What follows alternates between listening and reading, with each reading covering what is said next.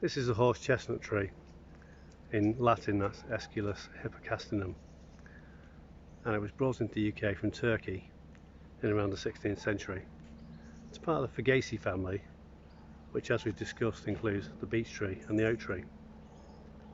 So it's now naturalised across most of the UK and around the world in places such as Canada and New Zealand.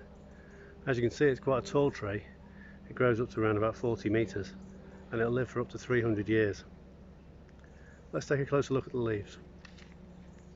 The horse chestnut has a long petiole or stalk, which is probably around about 6 inches long or 150 centimetres. This is one leaf. This is a compound leaf. It's palmately arranged, which means it's similar to a palm leaf, and it's got 5 to 7 leaflets. Each of those leaves are leaflets. They are sort of 10 to 30 centimetres in length and at least up to 10 centimetres wide. Now we're up close again with the leaves and we can see they're very brown. Now autumn hasn't come early. This is a disease that the tree has got, and it comes from a moth that mines inside the leaves. It's called the leaf mining moth, and the caterpillars mine inside the leaves and they leave a spot which turns to a darker brown colour. It's not doing the tree a great deal of harm, but it is affecting its ability to photosynthesize, so it's certainly not helping it. So the reason I'm doing this video today is to tell you a little bit more about diseases that might affect this tree is because I was asked by Rick on Twitter why he'd seen some brown leaves on horse chestnut trees when he was out on his morning run. So this illness or disease has been spreading northwards since it came to England about 18 years ago, and it's currently spread as far as Newcastle. It's also into Wales as well. There is a similar disease that affects this tree, and that's called leaf blotch fungus.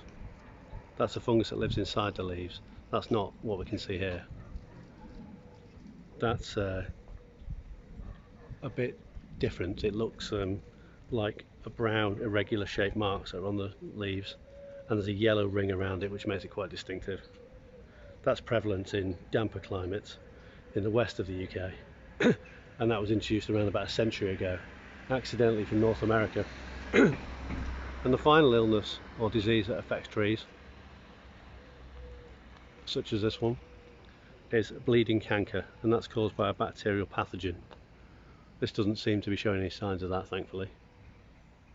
That would be distinguished by marks, rusty marks on the tree, where sap or a liquid, a sticky, oozy, brown, red, sticky liquid oozes out of the tree.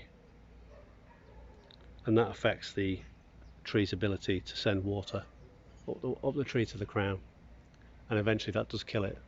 So that is more deadly, obviously. So I hope that's answered your question, Rick. I hope that's given you a little bit more information about some of the diseases that affect the horse chestnut tree.